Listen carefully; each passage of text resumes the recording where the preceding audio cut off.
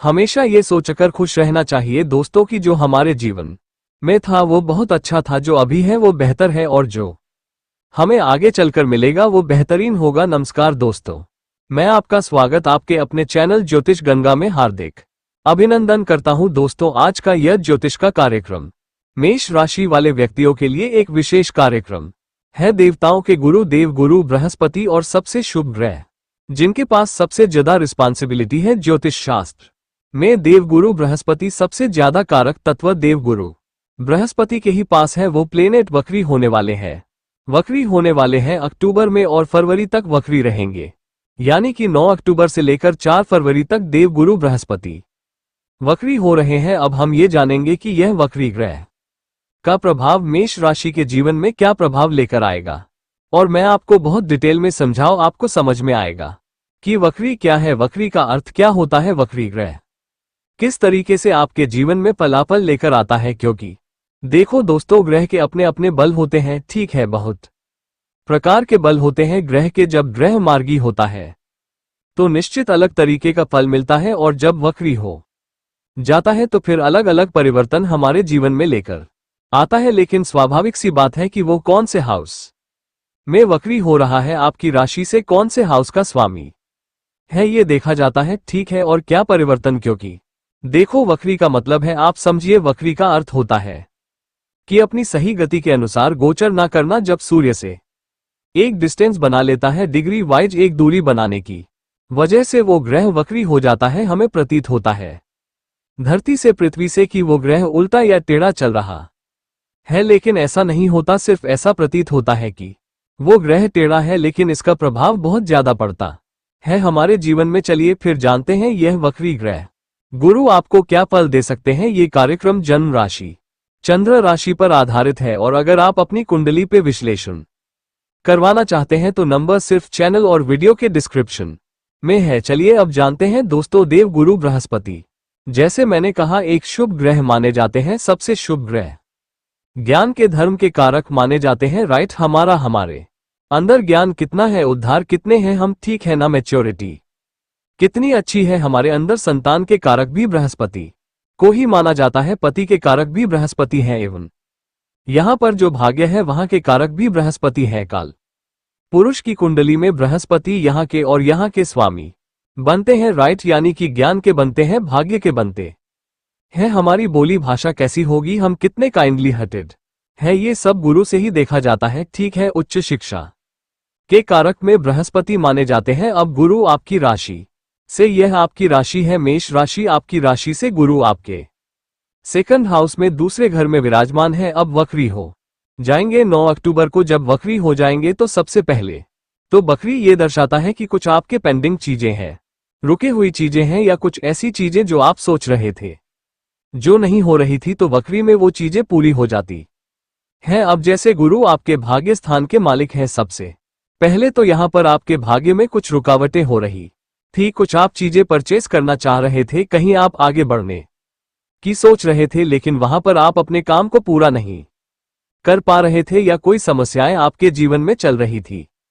किसी तरीके कोई काम आप आगे बढ़ने की सोच रहे थे कि मैं ये काम को करना चाहता हूं, लेकिन किसी ना किसी तरीके से वो काम आपका रुक जा रहा था। तो ये गुरु के वक्री हो जाने पर वह काम डेफिनेटली ऐसा देखा जा सकता है कि वह काम पूरा हो जाए, क्योंकि यहां पर जो गुरु वक्री होंगे ना अपने मित्र की नक्षत्र में ही होंगे। कृतिका, रोहिणी और मृगेश, यानी कि सूर्य, चंद्र और मंगल का नक्षत्र आता है वृषभ राशि में। तो कोई यहां पर गुरु वक्री होने के बाद खराब रिजल्ट नहीं देंगे, क्योंकि शास्त्रों में भी कहा है, महर्षि पराशर भी कहते हैं कि वक्र हो जाने पे गुरु चेष्टा बल मिल जाता है, और शुभ ग्रह वक्री होने पर उच्च के समान फल देता है। राइट, तो यहां पर कोई भी ऐसा अशुभ प्रभाव नहीं है जो आपके जीवन में पड़ने वाला है, लेकिन सिर्फ ये है कि 12वें घर का भी आपको फल मिलेगा। तो अगर आप पैसों को रोक कर बैठे थे, या बहुत ज्यादा सोच रहे थे कि मैं खर्चा नहीं करना चाहता किसी चीज में, तो यहां पर आपके खर्चे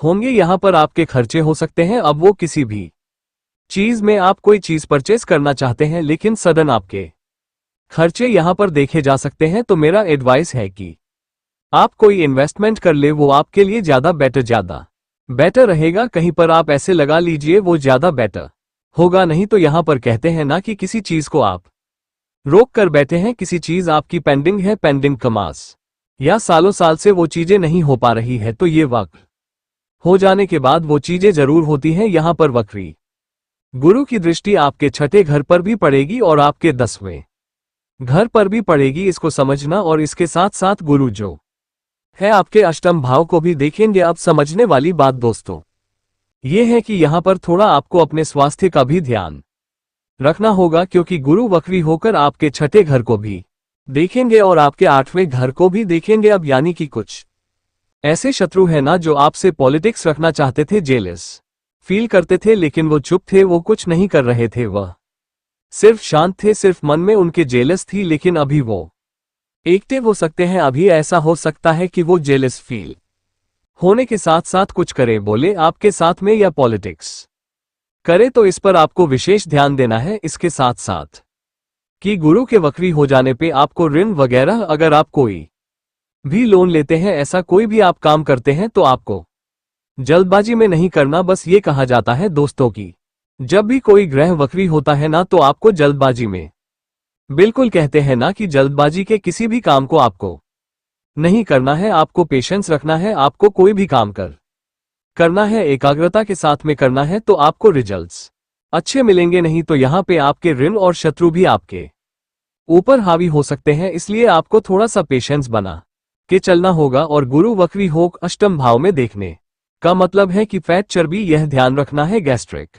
प्रॉब्लम, एसिड वगैरह, इन सब चीजों का आपको ध्यान रखना है। बाकी तो मुझे यहाँ पे कोई प्रॉब्लम नहीं दिख रही है, लेकिन करियर को लेकर ये अच्छा है, क्योंकि वक्री गुरु की दृष्टि आपके थ हाउस में पड़ने का मतलब है कि कोई व्यक्ति अगर प्रमोशन को लेकर रुका हुआ है, कोई व्यक्ति अगर करियर में काफी टाइम से प्रयासगत है लेकिन उसको नौकरी नहीं मिल पा रही थी, यह वक्री गुरु की दृष्टि निश्चित आपको बहुत अच्छा फल देगी। यहाँ पर करियर में परिवर्तन आ सकता है। 9 अक्टूबर से लेकर 4 फरवरी के बीच में बहुत अच्छी संभावना है। मैंने पहले भी कहा था कि कोई रुका हुआ काम है, काफी टाइम से आप जिस चीज में प्रयास कर रहे हैं लेकिन वो काम आपका सक्सेस नहीं हो पा रहा है, तो यहाँ पर सक्सेस होने की संभावना बहुत अच्छी मुझे दिखाई दे रही है। ठीक है, तो नौकरी मिलने की संभावना है, क्योंकि भाग्येश यहाँ पर गुरु भाग्येश और 12वें घर के स्वामी होग दशम यानी कि दशम स्थान को देख रहे हैं। ठीक है, एमएनसी कंपनी में नौकरी मिलने की संभावना है, या जहां पर आपका जन्म हुआ, जन्म से दूर स्थान में भी आपको नौकरी मिल सकती है, या फिर आपके ट्रेवल्स हो सकते हैं। और यहां पर धार्मिक यात्राओं का सुख भी इस गुरु के वक्री हो जाने के बाद आपको देखने को जरूर मिल सकता है। तो वक्री गुरु को आप खराब ना समझिए, अच्छे हैं, बस ये दिखाते हैं कि कुछ पेंडिंग चीजें हो सकती हैं, और जो रुके हुए चीज थे वो यहां पर दोबारा स्टार्ट हो सकते हैं। ठीक है, अब गुरु वक्री है तो आपको पहले घर का भी फल देंगे और चंद्रमा का, यानी कि आपके अंदर मैच्योरिटी आएगी। कुछ आपको नेम फेम देखा जा सकता है, कोई सोशली वर्क आप कर सकते हैं, और कुछ फैमिली प्लानिंग के लिए अगर कुछ सोच रहे हैं मेष राशि वाले व्यक्ति, तो फैमिली प्लानिंग को लेकर भी अच्छा रहेगा, क्योंकि गुरु एक शुभ ग्रह है और सेकंड हाउस में वक्री। सेकंड हाउस कुटुंब परिवार का होता है, तो कुटुंब परिवार में जो चीजें पेंडिंग थी, रुकी हुई थी, आप चाह रहे थे, वो चीज यहां पर पूरी होने की संभावना दिखाई दे रही है। क्या उपाय करने चाहिए आपको? इन जनरल सबसे पहले आपको हनुमान चालीसा का पाठ करना चाहिए। राशि स्वामी मंगल है, इष्ट देव आपके मंगल है हनुमान जी, तो हनुमान जी को प्रसन्न करो। आप मंगल का बीज मंत्र करो, हनुमान चालीसा का पाठ करो, सूर्य को जल चढ़ाओ, बहुत अच्छा रहेगा आपके लिए। कैसे लगी आपको वीडियो? लाइक कीजिएगा, शेयर कीजिएगा, बने रहिएगा हमारे साथ।